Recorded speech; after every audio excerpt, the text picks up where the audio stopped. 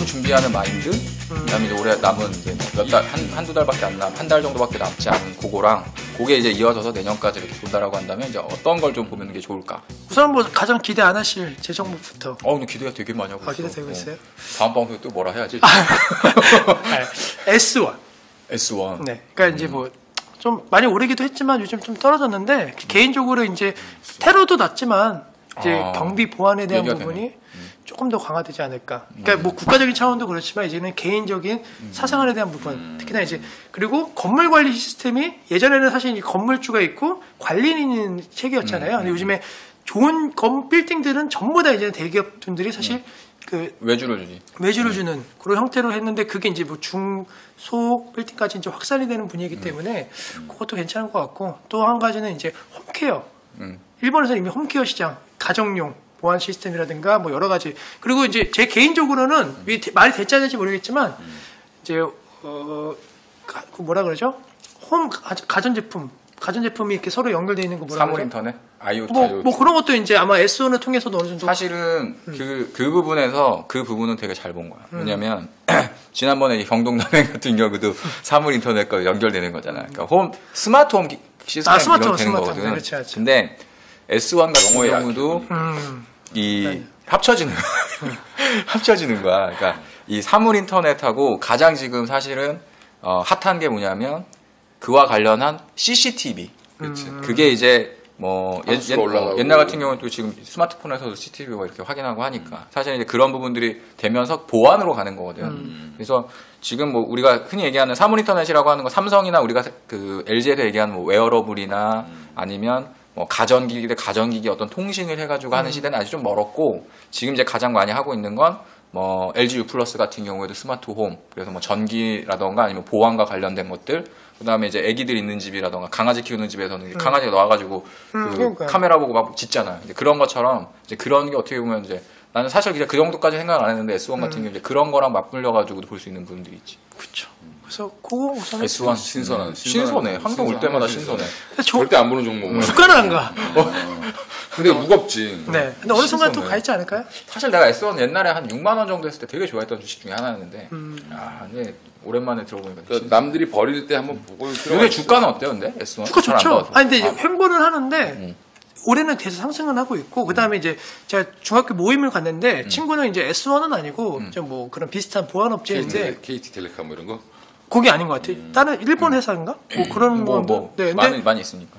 말이 있는데 몇 개가 장악하고 있다고 하더라고요. 근데 그 시장이 이제 쉽게 이렇게 들어오려고 해도 쉽게 이제 사람들이 어쨌든 보안하면은 이제 딱 그냥 대기업 아니면 확실한 기업만 하니까. 그렇지. 우리 뭐 진입장벽이 그냥 세콤이지 뭐. 네, 세콤. 사무실 다 세콤. 요즘 좋아졌어 그냥. 딱 주문만 되면 지저로 잠기고. 세콤. 다 S1. 세콤 다 S1이잖아 S1. 우리가 그리고 또 이렇게 보안 경비하면 그냥 다른 업체들 해도 그냥 세콤이라는 그런 그런 거 이제 바퀴벌레 잡는 거 세스코라는 이미지가 있는 것처럼. 난 F킬란 줄 알았는데. 신선해. 기업. 세스코. 그러니까 그런 식으로 이제 각 집집마다 아마 세콤이 붙을 날이 얼마 남지 않았을 것 같은. 그럴 수 있지. 네. 그리고 또 중국에도 뭐 옛날에 진출한다는 요즘 한국 사이코들이 많으니까. 저희 집도 빌라인데 다 장착이 돼 있어요. 복도 받아. 보일러도 집에 한 대씩 있고. 보일러는 다 경동나비야. 경동나비아닌지 뭐 기트라비인지 린라인지 가서 확인해봐. 린라인 많이 깔렸어. 네. 요즘 기트라비도 좀 많이 해요. 하여튼. 그리고 참 우리가 그 시장 얘기를 하다가 현재 상황에 대한 얘기를 했는데 앞으로의 시장에 대한 부분들도 좀 봐야 될 것 같긴 해요. 연말. 일단 이제 저점은 한번 또 맞췄잖아. 일단 연말에 지금 가장 큰 우려가 오늘 장이 되게 특이한 장인데 오늘이 좀 재미가 없었어. 왜냐면 코스닥 시장이 외국인 기관이 샀는데도 불구하고 마지막에 한 시 하나 이렇게 많이 빠졌단 말이야. 빠졌는데 그게 개인 매도인데 오늘 뭐가 정확히 확정이 됐냐면 그 대주주 요건, 양도소득세 요건이 낮춰지면서 뭐 20억, 뭐 25억 이렇게 낮춰지고 1% 이렇게 낮춰지면서 그런 물량들이 좀 나오지 않겠냐라는 그런 뭐 걱정, 세부 내용을 보니까 12월 안에는 뭔가 정리를 한번 해야 뭐 그 다음에 대주주 요건도 완화되고 뭐 이런 식으로 가기 때문에 안 그래도 오늘 그걸 좀 교육을 받고 왔는데 그런 것들 때문에 약간 시장이 좀 약간 충격이 살짝 개인들이 많이 갖고 있는 종목일수록 좀 그럴 수 있겠네. 그리고 약간 좀 시가총액이 좀 작은 종목일수록 좀 약간 타격을 좀 입을 그렇죠. 수밖에 거래량이 없이 거래가 없는 종목들. 옛날 한때 유행했던 품절주도 이런 것들은 조금 타격을 입을 수 있지 않겠나. 근데 하이닉스 들고 있는 사람들은 이 타임에서 어떻게 해야 되죠? 실적은 잘 나왔는데 주가는 거의 뭐 바닥. 팔아야 되는 것 같아. 내가 볼 때. 아, 전망이 안 좋다. 저번에 얘기했잖아. 손절. 눈 감고 팔아야 된다고. 손절. SK 하이닉스. 48,000원에 판 사람들이 다른 걸로 지금 엄청 벌고 있어 지금. 그렇죠. 그럼 3만 원 깨지더라도 무조건 팔아야 이제 뭐 그런 이슈도 있긴 있는데 또 하나는 이제 미국 금리 인상을 또 이제 다가오고 있잖아요. 한 달 정도 후에 또 이제 올해 할 거냐 말 거냐인데 의사라 공개 또 나오고 뭐 이러니까 또 이제 올해는 분위기 봤을 때는 사실은 이제 그 파리와 관련된 좀 테러가 좀 크게 영향을 미쳤다고 하면 약간은 좀 이렇게 바뀔 수 있었을 것 같은데 지금의 현재 상황으로 봤을 때는 하고 넘어가지 않을까. 근데 그런 것들도 이제 같이 좀 맞물려 떨어지는 부분들이 좀 있는 것 같아요. 시장은 12월까지는 보수적으로 보는 게 맞는 것 같고 어차피 지금 실적 시즌 끝나고 나서 4분기 실적 나올 때까지는 결국엔 꿈과 희망이 있는 종목들을 위주로 많이 땡기려고 성장성이 있는 애들 땡기고 눈에 보이는 가시화된 장비주들처럼 뭐 내년에 아몰레드가 뭐 본격적으로 OLED 장비를 많이 쓴다라고 하는 그런 가시화된 것들에 대한 확인된 것들에 그렇죠. 대한 매수세가 좀 몰리지 않겠나.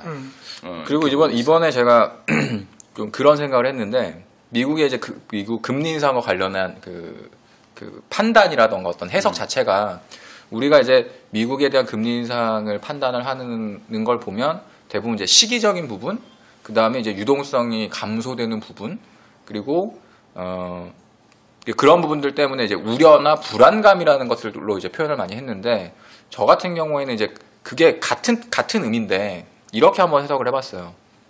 뭐냐면 미국의 금리 인상을 한다라는 얘기는 거꾸로 금리를 낮출 수 있는 가능성이 낮아진다라는 얘기인 거거든. 그래서 물론 지금 뭐 제약바이오가 뭐 실적이 전혀 없거나 지난번에 우리가 한번 다뤘던 내용들처럼 전혀 그런 것들하고는 다르긴 한데 지금 보면 그렇다고 해서 뭐 화장품이니 뭐 최근에 뭐 요커 관련주 그다음에 리모델링 관련주 해가지고 사실 좀 과도하게 많이 올랐던 종목들 많잖아요. 한살 같은 경우도 마찬가지고. 쉬고 있고. 네. 근데 이제 그런 종목군들이 이제 서서히 힘을 다 소진시켜 나가고 있다라는 건 이제 유동성의 힘을 가지고 주가를 올렸었던 종목군들이 이제 어느 정도는 쉬는 좀 긴 시간 동안 쉬는 구간 쪽으로 이제 흘러가고 있지 않느냐.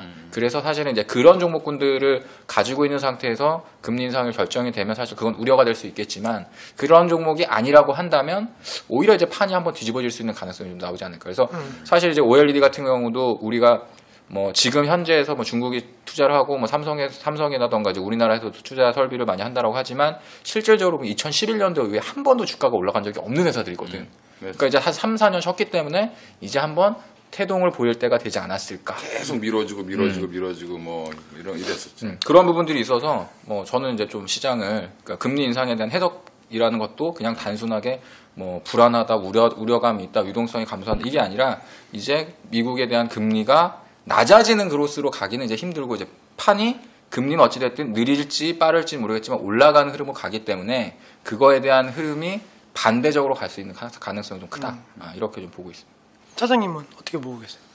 저는 지금 되게 아예 심플해요. 심플하고 시장을 안 보잖아.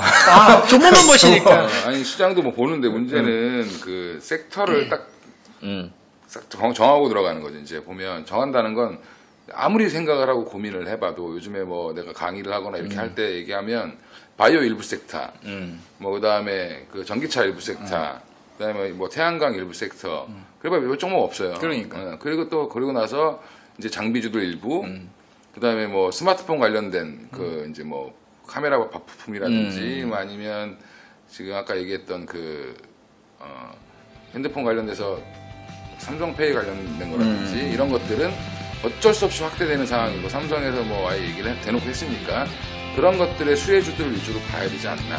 그래서 오늘 얘기하시려고 하는데 그게